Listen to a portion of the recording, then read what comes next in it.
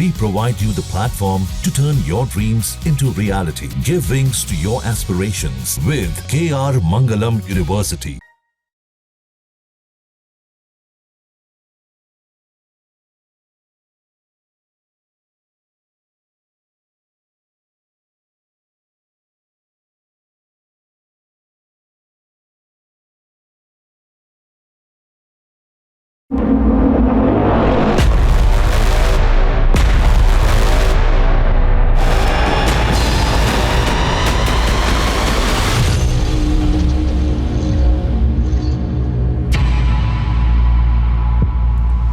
नमस्कार, ऑपरेशन पाखंड सच की पड़ताल में आप सभी का बहुत बहुत स्वागत है। मैं आपके साथ रोहित रंजन। एक कथावाचक हैं, इनकी कथाओं को अक्सर चाव से सुनने के लिए हज़ारों नहीं लाखों की संख्या में लोग पहुंचते हैं। इनके आश्रम में लाखों हज़ारों श्रद्धालु हमेशा रहते हैं। मोबाइल पर भी इनकी कथा सुनने के लिए शायद ये संख्या बहुत ज़्यादा है। रील्स पे तो कहने ही क्या, कई लाख व्यू तो ऐसे ही मिल जाते हैं। इसके अलावा मीम्स भी इनके काफ़ी बनते हैं और यही प्रश्न उनके साथ जुड़ जाता है, क्या रील्स मीम्स में पॉपुलर होने के लिए ही अपने कथा में उल जुलूल बातें वो रख देते हैं। अब तक आप समझ चुके होंगे मैं किसके बारे में बात कर रहा हूँ। मैं कर रहा हूँ कथावाचक अनिरुद्धाचार्य के बारे में बात, क्योंकि उनकी जुबान से निकले बोल सनातन के प्रचारक के तौर पर उनको स्थापित कितना करती है ये तो एक अलग मुद्दा हो सकता है जिस पर बहस की जाए, लेकिन इतना ज़रूर तय है कि उनके उस बोल से सनातन में विवाद ज़रूर पैदा हो जाता है, पक्ष और विपक्ष ज़रूर खड़े हो जाते हैं। और ऐसा नहीं है कि वो इस बेबाकी को जस्टिफाई नहीं करते, वो बताते हैं, उसके तर्क भी वो रखते हैं। हालांकि उनके तर्कों को भी हम समझेंगे। हमारे इस प्लेटफॉर्म पर भी, इस मंच पर भी, न्यूज़ नेशन पर भी कई बार उन्होंने आके अपनी बातें रखी है, लेकिन उनके बोल कुछ ऐसे जख्म दे जाते हैं जो समाज में एक बार चर्चा बटोरी लेते हैं। सबसे पहले एक छोटा सा रिपोर्ट दिखाता हूँ, वो क्या कहते हैं। उसके बाद मेरे साथ आज मेहमानों का एक अलग किस्म का पैनल है जो उनके पक्ष में भी बोलेगा, जो हो सकता है कुछ ऐसे भी लोग हैं जो उनके विपक्ष में भी बोलेंगे, उनके राय को भी हम सुनेंगे। लेकिन सबसे पहले एक रिपोर्ट।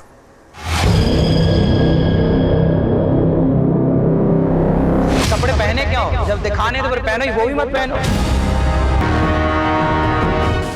एक कथावाचक जो सोशल मीडिया पर हिट है, एक धर्माचार्य जिनकी आध्यात्म से जुड़ी बातें सुपरहिट हैं, एक समाज सेवक जिसके आश्रम में निराश्रितों को आश्रय मिलता है।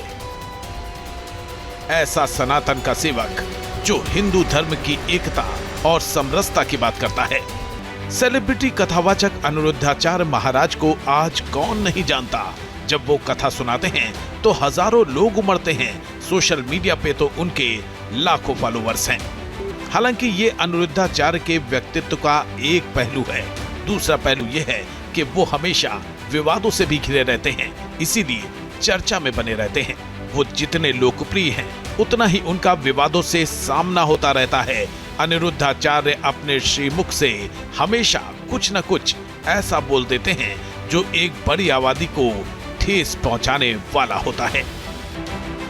इस बार वो लिव इन रिलेशनशिप को लेकर दिए अपने बयानों के कारण चर्चा में हैं। उन्होंने ऐसा विवादित बयान दिया है जिसने सोशल मीडिया पर एक बड़ी बहस छेड़ दी है। अनिरुद्धाचार्य ने लिव इन पर पहले भी बयान दिए। अपने बयानों के लिए वो विवादों में भी घिरे, लेकिन इस बार तो उन्होंने लिव इन रिलेशनशिप को कुत्ते बिल्लियों से जोड़ दिया है। अनिरुद्धाचार्य लिव इन रिलेशनशिप में रहने वाले पुरुषों और महिलाओं को चरित्रहीन तक बता चुके हैं। यहाँ तक कि इस प्रकार के रिश्ते में रहने वाली लड़कियों और महिलाओं को वैश्या का तमगा भी दे चुके हैं। अनिरुद्धाचार्य महिलाओं के बारे में भी कई विवादित बयान देते रहे हैं। जाने अनजाने में आधी आबादी का अपमान करते रहे हैं। सवाल ये है कि क्या किसी संत की वाणी से ऐसे बयान शोभा देते हैं? क्या सुर्खियां बटोरने के लिए वो ऐसा बयान देते हैं? क्या उनके बयानों का गलत मतलब निकाला जाता है? क्या उनकी बातें सही लेकिन अभिव्यक्ति का तरीका गलत होता है? आज ऑपरेशन पाखंड में इन्हीं सवालों की होगी पड़ताल। हमारे साथ अनिरुद्धाचार्य के बयानों के समर्थक और विरोधी जुड़ेंगे। अनिरुद्धाचार्य महाराज के विवादित बयानों पर आज बड़ी बहस होगी। धर्म की बातें बताने वाले जीवन जीने का तरीका सिखाने वाले, अच्छे समाज के निर्माण और संस्कारी होने का उपदेश देने वाले अनिरुद्धाचार्य विवादित बयान क्यों देते रहते हैं? आज इस बात से पर्दा उठ जाएगा। अनिरुद्धाचार्य सही है या फिर गलत, आज इस बात का फैसला हो जाएगा। तो बने रहिए हमारे साथ, देखते रहिए ऑपरेशन पाखंड, सच की पड़ताल।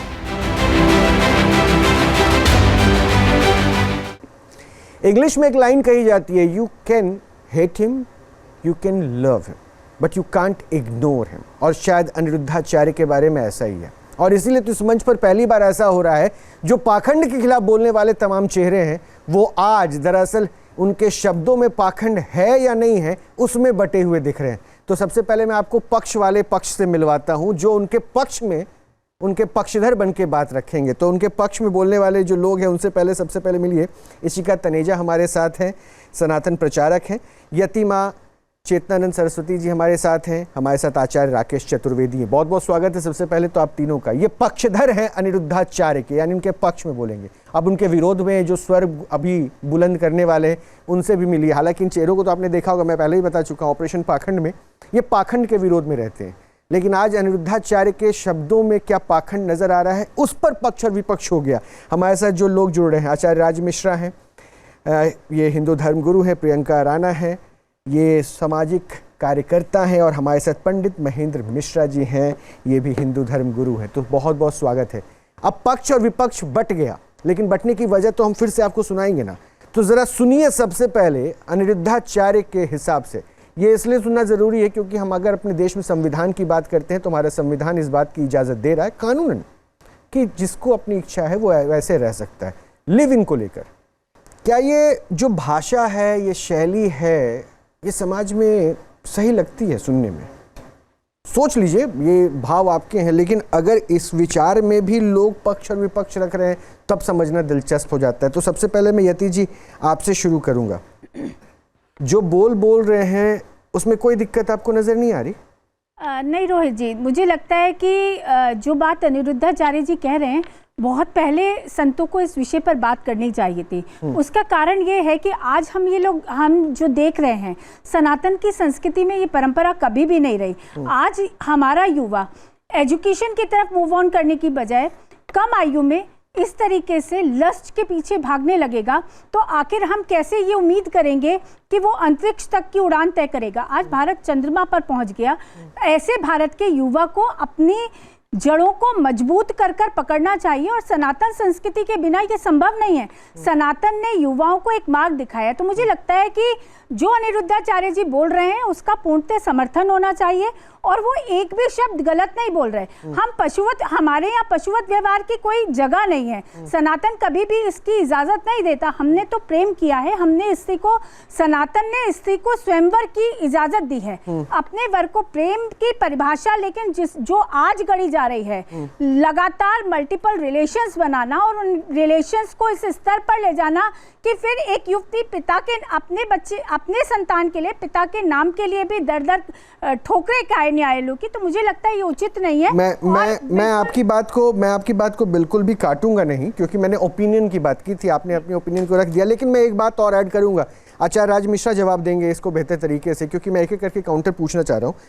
यति जी, एक बात मैं आपको बता दूं, अगर वो गलत है तो सनातन के आप प्रचारक हैं, सनातन की आप जानकार हैं, आपने बहुत सारी चीज़ों का अध्ययन किया, तो आप उस दिशा में आप बता सकते हैं। लेकिन कानूनन हमारे देश में ये गलत नहीं है, लिव इन रिलेशनशिप इसलिए कहा जा रहा है। और अगर वो गलत है तो गलत को गलत बोलने का तरीका भी होना चाहिए। ऐसा ना हो कि गलत को हम इतने गलत तरीके से बोले कि सब कुछ गलत दिखने लगे। आचार्य जी, क्या लगता है कि आपको, भाई सनातन तो इस बात को नहीं कहता, कोई धर्म नहीं कहता कि भाई ऐसे रहिए, लेकिन ये जो तर्क दिया जाए वो सही है क्या? रोहित जी, मैं दो चीजें बड़ा स्पष्ट कहना चाहता हूं। किसी ने एक शब्द कहा था कि शब्दों के भी अपने जायके होते हैं, परोसने से पहले चख लेना बेहतर होता है। जो शब्द आप बोलने जा रहे हैं, आप देखिए आप किस जगह पर बैठे हैं। आप एक नॉर्मल व्यक्ति नहीं हैं, दुनिया आपको देख रहा है, समाज आपको देख रहा है। रोहित जी, मैं बड़ा क्लियर कहना चाहता हूं कि मैंने एक्चुअल में अनिरुद्धाचार्य जी के पक्ष में बोला था। कई सारे चैनल के कार्यक्रम में मैं अनिरुद्धाचार्य जी के पक्ष में बोल चुका हूं, मैं प्रेमानंद जी के पक्ष में बोल चुका हूं, लेकिन प्रेमानंद जी ने शब्द बोला और शब्द बोलने के बाद उन्होंने दोबारा उस पर कोई बात ही नहीं की, अपने जीवन में आगे बढ़ गए। लेकिन आप रेगुलर आकर के जब उन्हीं चीजों को उद्धृत करने का प्रयास कर रहे हैं, उनको दिखाने का प्रयास कर रहे हैं, उन्हीं चीजों पर बार बार बहस कर रहे हैं, तो इसका मतलब है कि आप भगवान की भक्ति से हट करके समाज में अपने आप को सिर्फ पॉपुलर करने के लिए सिर्फ इस प्रकार के शब्दों का प्रयोग कर रहे हैं, जिससे समाज के लोग निकल करके आए, या तो आपको ट्रोल करें, कुछ लोग आपके पक्ष में बोलेंगे, आपकी रील वायरल होगी, वो जो बात कह रहे हैं वो ट्रोलिंग के लिए नहीं कही जा रही है, क्लियर बता रहा हूं, वो समाज को दिशा देने के लिए कही जा रही है, और संत को सामाजिक सरोकार से वास्ता रखना पड़ेगा। श्री रामचरितमानस संत नहीं कहलाएगा जो सामाजिक सरोकार की बात ना करे, वो संत नहीं कहलाएगा जो सामाजिक सरोकार की बात ना करे। फिल्म आई थी थोड़े दिन पहले, उस फिल्म को लेकर बहुत चर्चा हुई, हजारों करोड़ रुपए का बिजनेस कर जाएगी,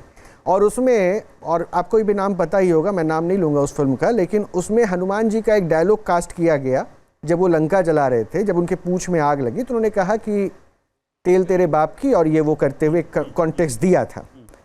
इस पर जितने सनातनी थे ना, वो मैं चेहरा डिवाइड नहीं करूंगा, चाहे विशिका भी हो, यति जी भी हो, या राकेश जी भी हो, आप लोग, उन सब ने आपत्ति जता दी कि हनुमान जी की भाषा ऐसी नहीं हो सकती। हनुमान जी की भाषा फिल्म में रिप्रेजेंट करते हुए एक मैसेज देने की कोशिश की गई, तो आप लोग सबको दिक्कत हो गई।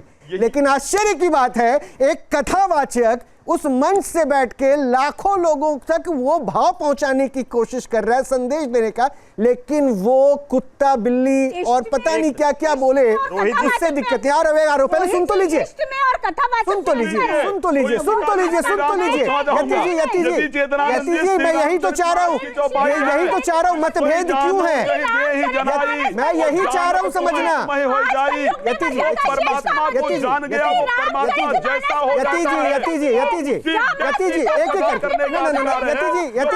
आचार्य जी, यति जी, एक सेकंड, यति जी,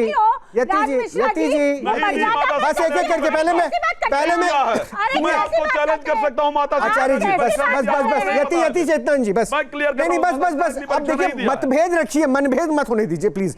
देखिए, हमारे देश में लिव इन रिलेशनशिप को कानूनी मान्यता प्राप्त है, उसमें कहीं कोई दिक्कत नहीं, वो सही है या गलत है ये नजरिया आपका होगा, मेरे भाव क्या है वो मेरे हो सकते हैं, लेकिन लिव इन में रहने वाली लड़की का कैरेक्टर एसिनेशन नहीं है क्या? ये उसके कैरेक्टर के ऊपर सीधे सीधे आक्षेप नहीं है क्या राकेश जी? आपको नहीं लगता कि कोई अगर लड़की लिव इन रिलेशनशिप में रहेगी तो आपने सीधे सीधे उसको क्या बता दिया? रोहित जी, इससे पहले आपने जो उनका एक वक्तव्य सुनाया, आपने शायद ध्यान दिया होगा, उन्होंने कहा स्त्री या पुरुष दोनों अगर हैं तो वह कैसे हैं, उनको उन्होंने परिभाषित किया। पहला कि उन्होंने किसी एक वर्ग को नहीं। दूसरा, आदरणीय राज मिश्रा जी ने रामचरितमानस का उदाहरण दिया, तो मैं आदरणीय राज मिश्रा जी को बताना चाहूँगा कि हमारा जो सनातन है वह अगर प्रेम की परिभाषा अगर दी जाती है, लोग कृष्ण की देते हैं, मैं तो उससे आगे बढ़कर कई हजारों कदम आगे बढ़कर के मां सती और शिव से उसको देता हूं कि 7 जन्म पर वर्णित है कि एक ही रूप एक ही कांतिकाया में उन्होंने वर्ण किया है। दूसरा,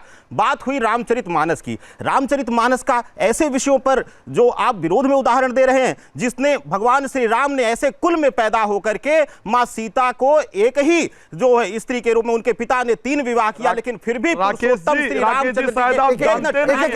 पहले पूरा सुन लीजिए, उसके बाद आपका मैं जवाब सुनूंगा। अभी प्रियंका श्री रामचंद्र जी ने पुरुषोत्तम जो है वह मर्यादा स्थापित करने के लिए मां भगवती के स्वरूप को, मां सीता के स्वरूप को वर्ण किया। दूसरी चीज, एक चीज और रोहित जी, अभी आपने जो भाषण सुनाया कि दोनों एक पल्ले पर रखा जाए, मां सीता के लिए कहा जाता है, इससे मुझे लगता है कि आदरणीय राज मिश्रा जी भी सहमत होंगे कि उनके ऊपर भी जो है प्रत्यारोप लगाए गए कि वह पर पुरुष के अधीनस्थ रह के आई हैं, उनकी भी पवित्रता की परख हुई। अब ठीक है, अग्नि परीक्षा की वर्णन मिलता है नहीं मिलता है वो अलग चीज है।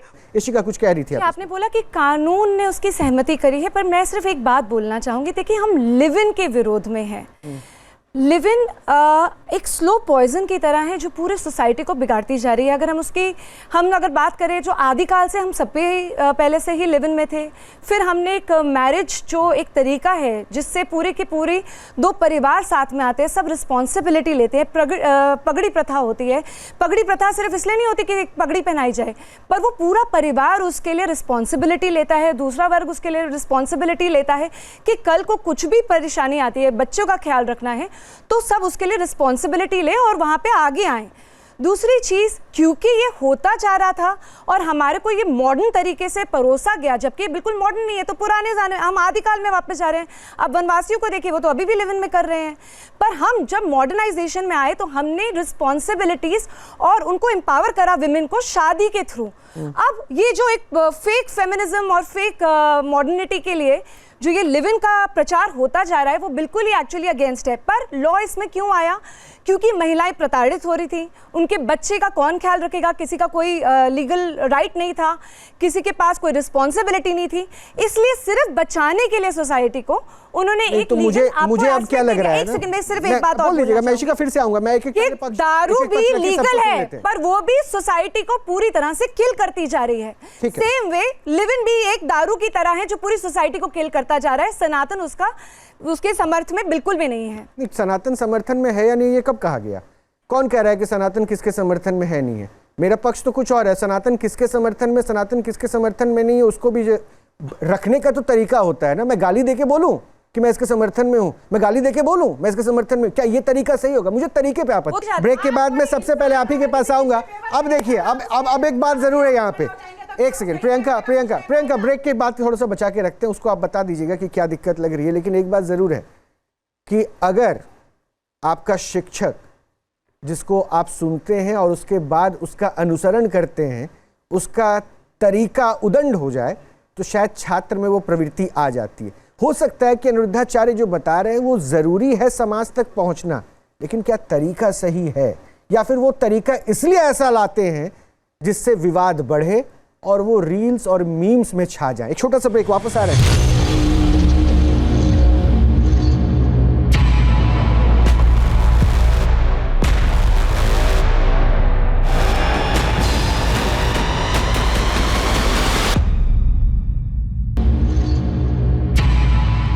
तो ऑपरेशन पाखंड सच की पड़ताल में ब्रेक के बाद एक बार आप सभी का बहुत बहुत स्वागत है। ऑपरेशन पाखंड में आज बात हो रही है अनिरुद्धाचार्य के बयानों को लेकर। क्या उनके बयान समाज में विवाद पैदा करने का काम करते हैं? इसी को लेकर अपना अपना मत है। और मत के साथ होना और मत के साथ ना होने वाला पक्ष भी दरअसल सनातन का प्रचारक, सनातन के चेहरे हैं, इसी समाज का हिस्सा है जो ऑपरेशन पाखंड में पाखंड के खिलाफ हमेशा मुखर रहे हैं। अब सोचिए कि इस सोच के साथ क्या कहा जाए। अनिरुद्धाचार्य के मुताबिक 25 के आसपास आ गई तो वो जवानी अपनी कहीं किसी और के साथ मुंह मारना, उनके शब्दों में, उनके शब्द है जिसको मैं रिपीट कर रहा हूँ। अब सोचिए अगर ये समाज में ये सोच जाएगा तो क्या हम चाह रहे हैं? फिर से हम बाल विवाह की ओर समाज को लेके जाना चाह रहे हैं क्या? या फिर क्या कर रहे हैं हम? हर लड़की के ऊपर प्रश्न चिन्ह लगा रहे हैं, उसके कैरेक्टर के ऊपर। मिश्रा जी, महेंद्र मिश्रा जी। देखिए, क्लेश कर्म विपाकाशय रपरा भिष्ट पुरुष कथावाचक, तो क्लेश को खत्म करने वाला और शांति लाने वाला कथावाचक होना चाहिए। ये नहीं है। इनके अंदर क्या है? अहंकारम दंभ्याजी, इनके अंदर अहंकार भी है, दंभ भी है। इनको त्याज करना चाहिए। इनके बारे में मैं बताना चाहता हूँ कि मेरी फितरत तो देखिए, मेरी तामीर तो देखिए। जब सुलझ जाती है गुत्थी तो बैठ के उलझाता हूँ मैं। और हमारे यहाँ एक कहावत है कि गगरी भर धान और क्षुद्र उतान। तो इनके अंदर अब अहंकार आ गया है, जो मनाता है वो बोल देते हैं। ये समाज के अंदर एक ऐसा चीज लाना चाहते हैं, क्रांति लाना चाहते हैं।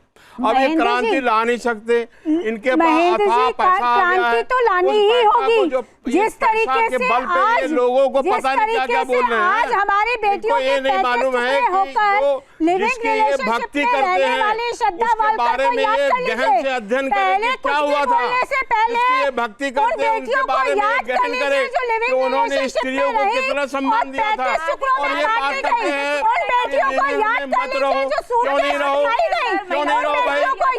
में नहीं रहोगे, आप सहारा नहीं दोगे। हमारे यहाँ तो देखिए सनातन धर्म जो है, सनातन धर्म जो है ऐसा नहीं है कि साहब आप लिविंग में नहीं रह सकते, पर रामायण वेद व्यास भाषा की मर्यादा चूक जानी चाहिए। ये जो है सनातन का था कि भाई पढ़िए, ये थोड़ी है कि नहीं आप इस चीज से बात नहीं कर सकते हैं। ये तो देखिए इनका जो है काम केवल जो है कोई विवाद पैदा करना है। मैंने देखा है कभी उल्टा सीधा ये हरदम बोलते रहते हैं। कायदे से तो इनको जो है टेलीविजन वाले को तो अहमियत देनी चाहिए। अच्छा राकेश जी, अरे कोई भी एक सेकंड यति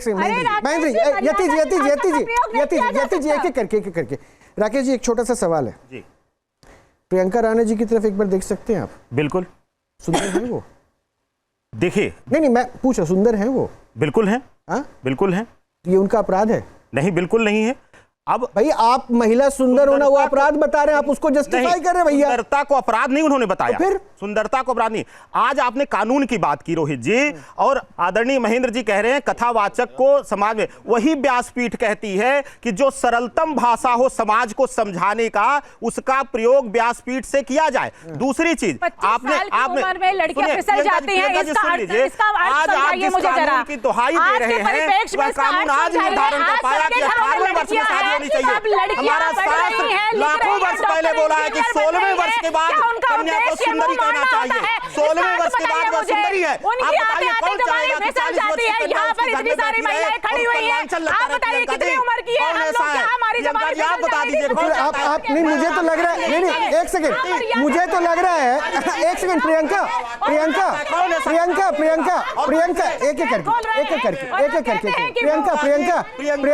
प्रियंका इस भाव से तो मुझे लग रहा है एक समाज में राकेश जी जो कह रहे हैं कि 40 साल तक कोई महिला अपने घर पे बैठी रहे कुंवारी, तो उसके कैरेक्टर के ऊपर क्वेश्चन हो गया, तो ये पुरुष प्रधान लग रहा है या फिर आपको लग रहा है कि आपको बराबरी का हक मिल गया है? ऐसी सोच तो इनकी मानसिकता पे समझ में नहीं आ रहा है, मतलब क्या इनको शब्द बोलूं। आप सोचिए कोई महिला मेरे शब्द नहीं, ये समाज के शब्द हैं, वो पढ़ने लिखने में समाज को लेकर ही कहा है, बड़ी हो जाती है, या फिर वो अपने परिवार का पालन पोषण करने के लिए शादी ना करने का निर्णय लेती है। और कौन ऐसा कहता है कि विवाह कर लिया तो कर नहीं सकता है? सैकड़ों उदाहरण है भारतवर्ष की धरा पर जिन्होंने विवाह करके अपने गृहस्थ जीवन का निर्वहन करते हुए विश्व पटल पर स्त्रियों ने नाम रोशन किया है। कौन ऐसा है? भारतवर्ष में ही सैकड़ों उदाहरण है। आप ये कहते हैं कि मैं विवाह कर लूंगी तो मैं इशिका एक सेकंड हो गया राकेश जी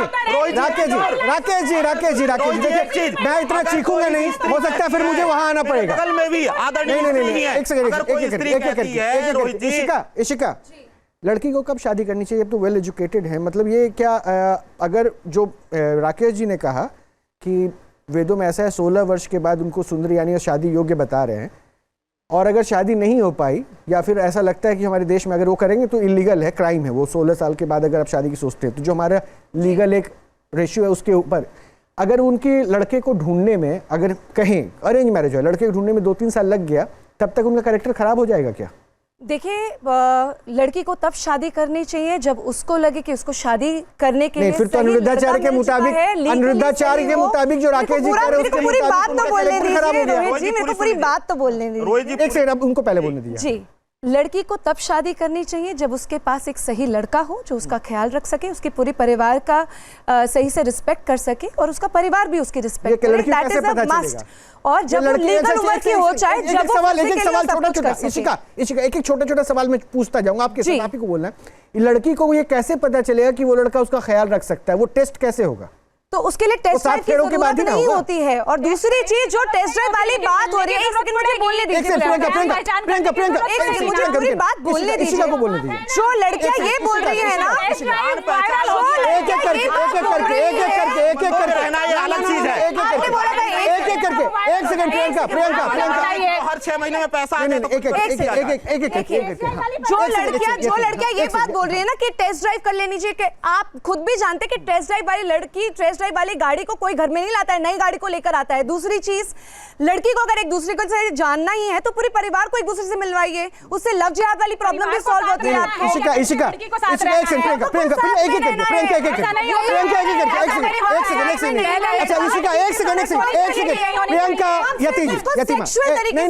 पहले बात तो मैं बड़ा स्पष्ट कर दूं, इशिका एक बात तो स्पष्ट कर दूं, लड़की को कोई टेस्ट ड्राइव गाड़ी नहीं कैलकुलेट कर सकता। जो बात आपने कही कि टेस्ट ड्राइव ये वो लड़की को लेके ऐसे नहीं, ऐसा नहीं, इसको तो खैर मैं यहाँ कंडेम कर दूं। लेकिन एक बात बताइए ना, मेरे सवाल का जवाब दे दीजिए। प्रियंका एक सेकंड पहले इनको सुन लेते हैं, 30 सेकंड में अपना जवाब दे दो, उसके बाद आप बोल दीजिएगा। क्या लड़की, हो सकता है उसके घर में परिस्थितियां जो भी हो, लड़का उसके लिए ढूंढा जा रहा हो, जो कहा जाता है कि माता पिता उसके लड़का ढूंढेंगे, जो आप लोग सनातन को प्रचार करते हुए बोलते हैं, अगर ऐसा कुछ हो रहा हो और उसकी आयु 24-25 वर्ष हो गई, हो सकता है आर्थिक कारणों में कुछ भी हो, तब क्या उसको ये माना जाए कि उसने अपनी जवानी में जो है कुछ ऐसा गलत कर दिया जो समाज में जो है उसके खिलाफ अलग शब्द बोला जाए, जो अनिरुद्धाचार्य कह, इसको आप सही कहेंगे? देखिए, मैं शब्दों के हमेशा से अगेंस्ट रही हूँ। रही है ना? रही हूँ, पर विचार बिल्कुल सही है कि लिव इन हमारी सोसाइटी को पूरी तरह से डिस्ट्रॉय कर रहा है और हम वो बिल्कुल भी नहीं चाहते हैं। और क्योंकि आज बातें हो रही हैं तो अब इसके बारे में कोई लड़की आगे बढ़ने में शर्म करेगी। अभी ये चीजें खुलती जा रही थी, सब लोग ऐसे करते जा रहे थे, हमारी सोसाइटी बिल्कुल डाइल्यूट होती जा रही थी और जिसके ऊपर रोक लगाना बहुत ज्यादा आवश्यक है। प्रियंका जल्दी से पहले कुएं के मेंढक की तरह कुएं में ही टर्टर करते रहेंगे, ये नहीं देखेंगे कि दुनिया में क्या हो रहा है, परिवर्तन हो रहा है। शादीशुदा महिलाएं दुनिया में क्या चीजें नहीं कर रही है? क्या शादीशुदा महिलाएं वो अपने करियर पे मकसद ये नहीं है कि वो चाहते कि वो मारे, और अगर वो किसी लड़के को ये देखती है कि वो हमारी भावनाओं से मैच कर रहा है कि नहीं कर रहा है, हमारी भावनाओं को समझ रहा है कि नहीं समझ रहा है, हमारे साथ मेल खा रहा है कि नहीं खा रहा है, हमारे किसी का सशक्तिकरण सिर्फ लिव इन में हो के आता है, कर सकता है कि नहीं कर सकता है, तब तक वो लड़की हाँ नहीं करती है। फेमिनिज्म की जो बात है, जिसमें इनको लगता है कि लड़की अगर लेकिन बाकी ज्यादा मल्टीपल अगर समाज में जहर खोला जाएगा, आज मुझे बताइए 14 साल की शादी में उसको और डाइल्यूट करा जा रहा है, उसको प्रताड़ित करा जा रहा है, उसकी रिस्पांसिबिलिटी दी जा रही है। उम्र के अंदर शादी अच्छा, अब एक काम करता हूँ, सुनिए ना, एक काम कर रहा हूँ, इशिका,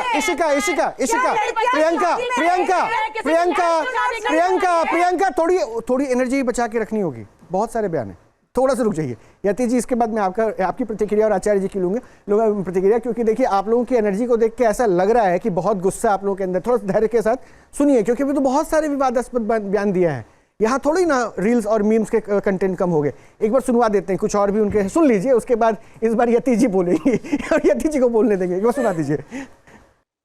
अब ये बातें अगर ऐसी बातों को रखेंगे सनातन के जानकार होके, तो मुझे लगता है कि शायद सनातन को मतभेद ही नहीं, लोगों से दूर करने की भी कवायद होगी। वैसे यति जी, मैं आपको छोटी सी बात बताऊं, मेरी बहुत छोटी सी बेटी है, वो मेरे साथ पूजा जब करती है तो वो भी ओम बोलती है। आपके जिनके पक्ष में आप बोल रहे हैं, जो कथावाचक है, उनके मुताबिक तो मैं क्राइम कर रहा हूँ, अपनी बेटी को ओम बोलवा रहा हूँ, तो आप ये कहेंगे क्या बेटी होना गुनाह हो गया? क्या ओम बोलने का अधिकार बेटी होने के नाते उसको नहीं मिलेगा? क्या आप ओम नहीं बोलती? आप भी किसी की बेटी है। क्या इशिका ओम नहीं बोलती? वो भी किसी की बेटी है। रोहित जी, मैं अपनी बात रखूं? देखिए रोहित जी, शास्त्र बहुत कुछ कहते हैं, कहाँ बोलना चाहिए और कहाँ नहीं बोलना चाहिए, इसकी एक मर्यादा है। प्रणव हर जगह नहीं लगाना चाहिए और हर किसी को नहीं लगाना चाहिए, ये एक शास्त्र सम्मत विषय है। हो सकता है कि उन्होंने पूरी व्याख्या नहीं की, लेकिन शास्त्र सम्मत है। महिलाएं जब नमः शिवाय का जाप करती हैं, तब नमः शिवाय का जाप करती हैं, ओम नमः शिवाय का जाप नहीं करती, वर्जित है, बिल्कुल वर्जित है। इसी तरीके से उन्होंने दूसरी बात कही कि जब बच्चियां स्कूल पढ़ने के नाम पर जाती हैं, आप देख लीजिए कि महिला यहाँ जो बच्चियां घूमती हैं सड़कों पर, किस तरीके से वो सिगरेट के धुएं उड़ाती हुई घूमती हैं और किस अवस्था में घूमती हैं, ये हम सब जानते हैं। और वो क्या कर रही हैं, उनके माँ बाप ने तो निश्चित रूप से पढ़ने के लिए भेजा है, लेकिन क्या कर रही हैं 14, 15, 16, 17 साल की आयु की बच्चियां। क्यों दोष दे, लड़के को क्यों नहीं दे? नहीं, लड़कों को भी दोष समाज में, क्योंकि पढ़ने तो उनको भी भेजा, सिगरेट तो वो भी पी रहे होंगे, आजकल तो वो भी कर रहे होंगे। सुनिए रोहित जी, जिस समाज में धर्मांतरण जैसा षड्यंत्र हमारी बच्चियों के खिलाफ लगातार किया जा रहा हो, आज सिर्फ सनातन भारत में नहीं रहता, एक समय था जब सिर्फ सनातन यहाँ रहता था, तब स्त्री स्वतंत्र थी। हमारे यहाँ तो स्त्री को वेद पाठी कहा गया, हमारे यहाँ तो स्त्री को विवाह के उपरांत भी वेद के पठन पाठन का ब्रह्मवादिनी कहा गया हमारे यहाँ स्त्री को। और आप बात करते हैं कि हमारी स्त्री आचार्य जी, लेकिन मुझे जवाब नहीं मिला, ये बातें ठीक है, आपने सारी बातें जोड़ दी, जो सनातन के लिए चुनौती बन रही है, लेकिन बुनियादी तौर पे उस प्रश्न का उत्तर नहीं मिला कि अगर ये बातें सही भी है तो उसका बोलने का भी एक सही तरीका होना चाहिए। आचार्य राज मिश्रा, सबसे पहले मैं दो चीजें कहना चाहूंगा। एक तो सबसे पहली बात, मैं लिविंग के पक्ष में नहीं हूं, लेकिन मैं एक बात के और भी पक्ष में हूं कि यदि कोई स्त्री बर्बाद हो रही है तो उसमें पुरुष के बिना हाथ हुए वो स्त्री बर्बाद नहीं हो सकती है। पुरुष का भी निश्चित रूप से हाथ होगा तभी वो स्त्री बर्बाद होगी। अब दूसरी बात सुनिए, सुन लीजिए, मैं उस पर मैं आ रहा हूं। आपके बीच में देखो बोला नहीं हूं, इसलिए रिक्वेस्ट करूंगा कि मुझे बोलने दीजिए। मैं बहुत आराम से आपको सुन रहा था, इसलिए रिक्वेस्ट करूंगा कि शांति से आप भी सुनिए। मैं बात उसकी नहीं कर रहा हूं, मैं लिविंग की बात ही नहीं कर रहा हूं। सुन लीजिए, कथावाचक के शब्द क्या होने चाहिए, कथावाचक के शब्द क्या होने चाहिए, क्या कहता है पहले उसको सुनने की ताकत रखिए, सुनने का प्रयास करेंगे। अब आपके रोहित जी, आपकी बात पर आ जाता हूं सबसे पहले कि ओम अगर किसी स्त्री ने बोल दिया तो उसको नुकसान हो जाएगा। आपको पता है वेद की उत्पत्ति कहां से हुई है? गायत्री मंत्र से। वेद की उत्पत्ति गायत्री मंत्र से हुई है। और वेद की माता पता है कौन है? गायत्री माता वेद की माता है। एक स्त्री जो है वो वेद की माता है। कौन में आया? गायत्री भी नहीं बोलनी चाहिए स्त्रियों को। क्या आप कैसी व्याख्या कर रहे हैं? राज में पंडित होकर आज कैसी बात कर रहे हैं? गायत्री भी वर्जित है स्त्रियों के लिए। तो ये तरीका नहीं है। अरे गायत्री भी वर्जित है। फिर आप बोल लीजिए, अपने अपने समय पे बोलिए। राकेश जी नहीं, ठीक है, अपने अपने समय बोलिए, अपनी बात पूरी करने दीजिए। अगर आप कहते हैं कि मैं मंच से एक बात ऐसी कह रहा हूं जो समाज को सुधारने के लिए, आपको एक बात बताना चाहता हूं। जिस भगवान की आप कथा कर रहे हैं ना, श्री रामचरितमानस के अंतर्गत भगवान के सामने निषाद राज गुह आते हैं, जिन्होंने अपने स्वयं के शब्द में प्रयोग किया कि सोई हमारी बहु बड़ी सौकाई, लेव न बासन वसन चुराई। हम लोगों के वस्त्र चुरा लेते हैं। जब वो चोर अपने आप को कहते हैं, लेकिन जब भगवान राम के राज्याभिषेक में आते हैं तो भगवान कहते तुम मम सखा भरत संभ्राता और सदा रहो पुर आवत जाता। आप मेरे भाई के समान हैं, सदा यहां आते रहना। एक चोर को हमारा इष्ट कह रहा है, जो अपने आप को चोर कहने वाला व्यक्ति नहीं सीखना चाहिए। अगर कोई बच्चे, अगर कोई लड़का लड़की शिक्षा की बात है। राज मिश्रा जी कैसी बात है? अब एक काम कर रहे हैं, मैं एक बयान और सुनाता हूँ। नहीं देखिए, अब आप लोग उसमें धार्मिक तर्क जोड़ रहे हैं। मैं यहाँ धर्म मंच नहीं चला रहा। मैं बहुत स्पष्ट कह दूं, मैं बहुत एक सेकंड आचार्य जी, मैं ये धर्म मंच नहीं चला रहा। धर्म क्या कहता है, धर्म क्या बताता है, धर्म को बताने का तरीका क्या होता है, मैं उस तरीके पे बात कर रहा हूँ। अगर वो तरीका सही नहीं है तो दिक्कत है। मुझे इतना पता है कि महादेव को शिवलिंग के ऊपर भांग चढ़ाया जाता है, यही तो कहते हैं। कारण है? अब कारण पे नहीं जा रहा मैं, फिर मैं बोला ना, मैं धर्म भांग चढ़ाया जाता है, यही तो कहा जाता है। या ये कहते हैं भांग मुंह में महादेव को खिलाया जाता है। दोनों में से सही क्या रहा? मैंने जो बोला, नहीं मैं कहूँ खिलाया जाता है तो वो सही है। हाँ, खिलाया जाता है। गलत होगा, गलत है। पहले अब तय कर लीजिए, गलत है पक्का किया जाता है। राकेश जी जो कह रहे हैं सुनिएगा। बिल्कुल, राकेश जी क्या कह रहे हैं? अर्पित किया जाता है। नहीं, मैं कहूँ महादेव को खिलाया जाता है। नहीं, महादेव खाते हैं। नहीं, और यही एक भ्रांति। और एक सेकंड, भ्रांति पे नहीं जाइए अभी, आप भ्रांति पे मत जाइए। मैं कोई अपने वो नहीं दे रहा, भ्रांति और उस पर नहीं। मैं धर्म मंच नहीं बना रहा, मैं बोल रहा हूँ अभी आपको। अब ये सुनिए, आप इन्होंने कहा गलत है। सुनिए, मैं जवाब दूंगा। तो फिर इन्होंने उन सबको गलत कह दिया जो भांग चढ़ा रहा है। नहीं, अब आप उन्होंने नहीं कहा दम हो तो जहर पी लीजिए कहा। अब सुनिए रोहित जी, इसका मैं जवाब दूंगा और बहुत पवित्रता के साथ जवाब दूंगा। कई मंचों से मैंने बोला है, सावन के समय में भगवान शिव ने जब हलाहल का पान किया तो अपने कंठ पर रोक लिया। उसका कारण जानते हैं, आदरणीय राज मिश्रा जी सहमत होंगे, क्योंकि ये बहुत सटीक चीज है। उन्होंने अपने कंठ पे इसलिए रोका, नाभि तक नहीं जाने दिया। अगर नाभि तक वह जहर जाता तो उसका पान करना कहा जाता, यानी कि उन्होंने विष का पान कर लिया। उन्होंने कंठ पर रोक करके सृष्टि कल्याण किया। आज हम जो हैं, हमारे समाज में यही भ्रम है कि वह जो है भांग धतूरा खाते हैं, जबकि उनको भांग धतूरा अर्पण करने का एक उद्देश्य होता है कि हमारे जीवन में जो भी विष है, चाहे जिसी भी रूप में हो, वह आप ग्रहण करें और उस विष से, उस हलाहल से हमारे जीवन को, इस संसार को मुक्त करें। और यही एक कारण है कि हमें अब सही दिशा में बढ़ने की जरूरत है। दिशा कैसे होगी? वैसे जितना आपने कहा कि वो कंठ में रोक लिया, वो तो मां पार्वती ने, जो मैंने भी पढ़ा, मां पार्वती ने हाथ रख के वहां पे रोक दिया, वो तो ठीक हो गया। लेकिन हुआ क्या ना कि जैसे आपने अभी इसको सुगमता के साथ समझाया ना, जो यतीमा कह रही है, समझाने की कोशिश कर रही है, वो समझाया ना, ये तरीका हो सकता है समझाने का। लेकिन फिर वहां मंच से बैठ के किसी को अनरेपुटेटेड वे में कह देना, किसी के बाप में दम हो, माँ बाप पे आ जाना। एक सेकंड, महेंद्र मिश्रा जी, क्या आपको नहीं लगता कि शालीनता होनी चाहिए भाषा में? बिल्कुल होनी चाहिए। उन्होंने जो ओम के बारे में बताया वो भी गलत बताया। ओम का जो है उच्चारण कई तरीके से एकदम सही बताया है। और सुनिए, ये लोग जो है अंधभक्त हैं और अंधभक्तों की समझ में नहीं आने वाला है। ये लोग जो है केवल उनकी जो है उपासना करने वाले लोग हैं। सुन लीजिए, इसलिए ये लोग दुनिया भर के तर्क देंगे। ओम जो होता है, ओम को जो है पढ़ने के कई तरीके होते हैं। दूसरी बात यह है कि ओम का उच्चारण किया जाता है तो हमारे तभी सत्य आता है जब मूलाधार चक्र तक हमारा जागृत हो जाता है, तभी ओम का जाप भांग जो दिया गया वो खिलाने के दिया गया। मां ब्रह्मचारिणी के रूप का इसीलिए खिलाने का जाता है। मां ब्रह्मचारिणी इसीलिए पहले ब्रह्मचर्य का पालन करते हैं। ब्रह्मचारिणी के रूप। एक सेकंड जो है राकेश जी, और कोई उनकी बात सुनने वाला है नहीं। अनुराधाचार्य चाहते हैं उनकी बात सुनने वाले बहुत हैं। अगर उसको उनकी बात सुनने वाले ही तो बहुत हैं। मंच पर बैठ करके उनका अनुसरण नहीं करते। वहां पर भी हमसे आपसे ज्यादा पढ़ी लिखी महिलाएं और पुरुष मौजूद थे, और अगर वो अनुपालन कर रहे हैं तो वो समझ रहे हैं। अनुराधाचार्य जी क्लियरिटी से बागेश्वर धाम बनना चाहते हैं। मैन में गो बॉडी गो फॉरएवर। कौन सी धर्म को समझने के लिए, चूंकि आपने इस धर्म को एक सेकंड बस मेरा आखिरी 2 मिनट बचे धैर्य से। बस प्रियंका और ऋषिका को अपना पक्ष रखने दे दीजिए। बुराई नहीं है। एक सेकंड यति जी, आचार्य जी, फिर मैं ऐसे ही थैंक यू कर दूंगा। फिर नहीं, एक सेकंड आप लोग शो को डिरेल कर रही हैं। नहीं इशिका, जब आप इस सनातन के साथ एक सेकंड मिश्रा जी, एक सेकंड यतिमा, बस नहीं यतिमा, एक मिनट हो गया यतिमा, एक बार इशिका को एक बार सुन लेते हैं, उसके बाद इशिका मुझे सिर्फ इतना बता दीजिए कि आपको अध्यात्म से जुड़ाव जो था वो बचपन से था या धीरे धीरे फिर आप जब जानने लगी तब फिर जुड़ाव बढ़ गया? दोनों तरफ से। पहले मैं हमेशा उसकी सरलता ने आपको, उसके बाद मैं रिलीजन में ज्यादा आती गई। उसकी सरलता ने आपको अपनी ओर खींचा या फिर क्या था?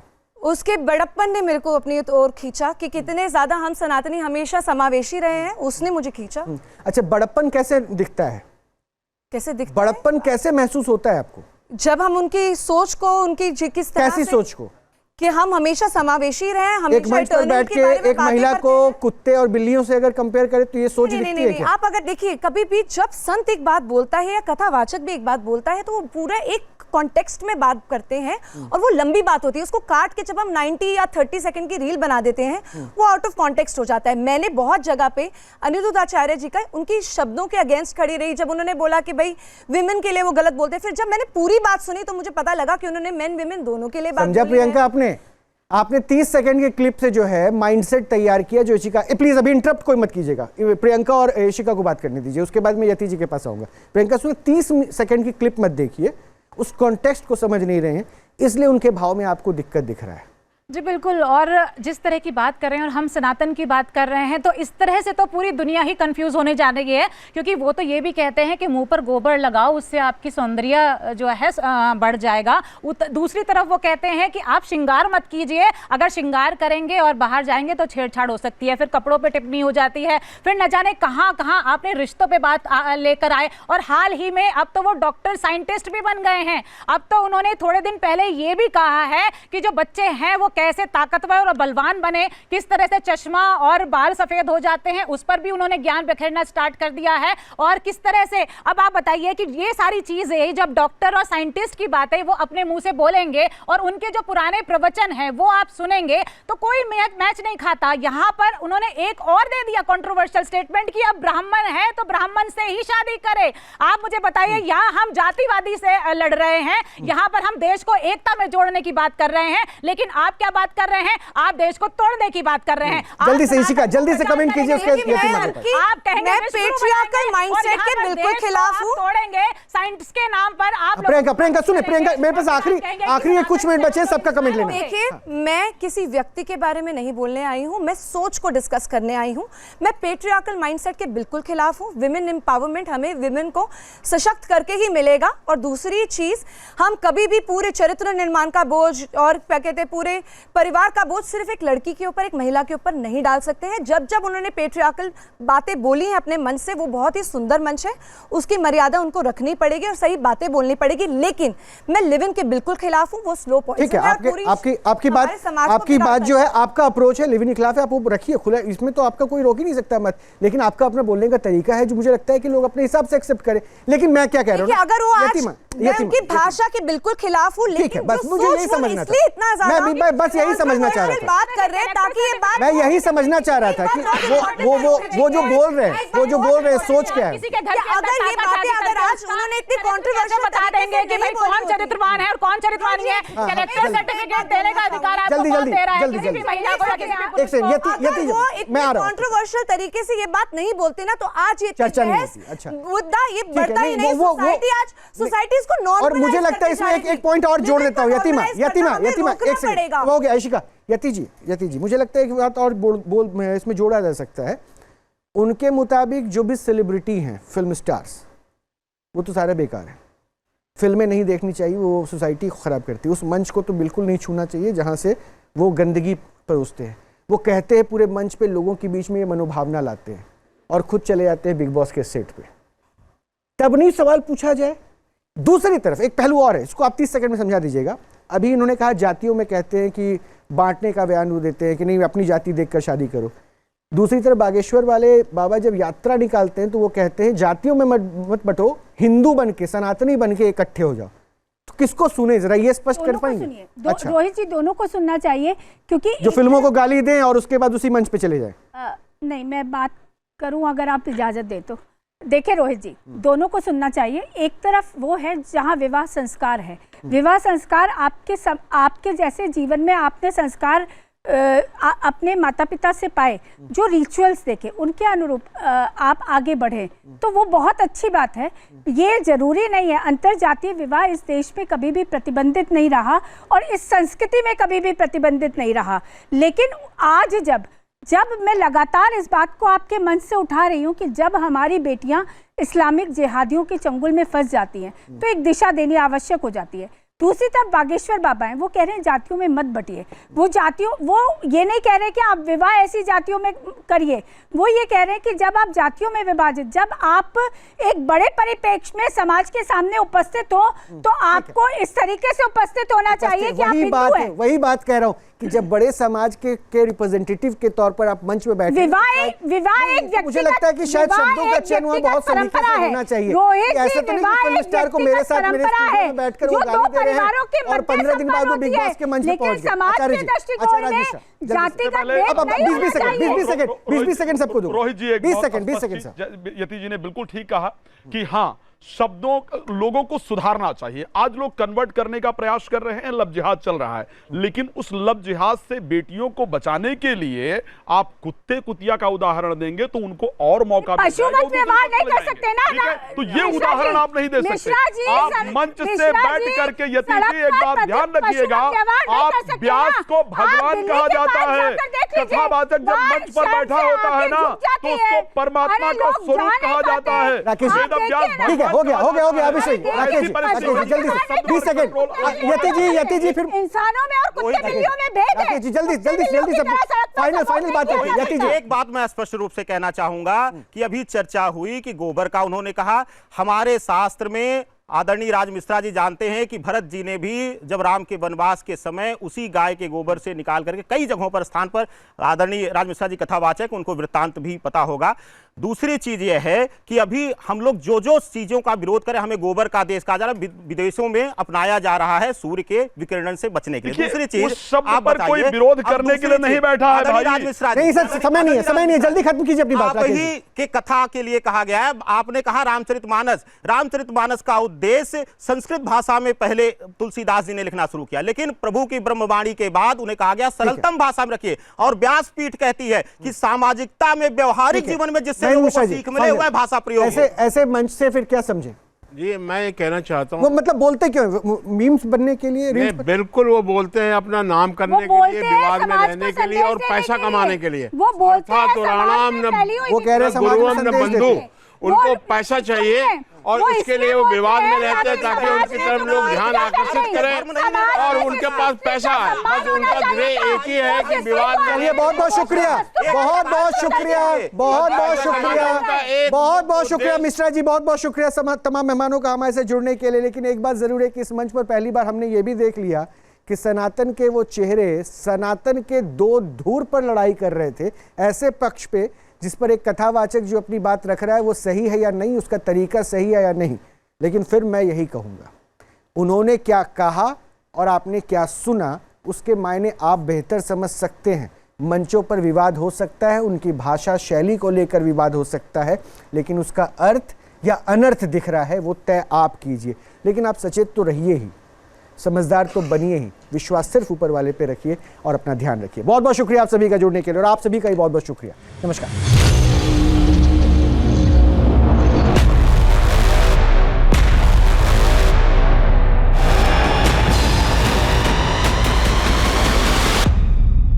जहाँ भक्ति है हर शब्द में, कथाओं में छुपे हैं दिव्य रहस्य और ज्योतिष देता है जीवन को दिशा। धर्म से जुड़ी हर बातों को जानने के लिए हमारे चैनल स्तुति को सब्सक्राइब करें। चैनल पर जाने के लिए इस लिंक पर क्लिक करें।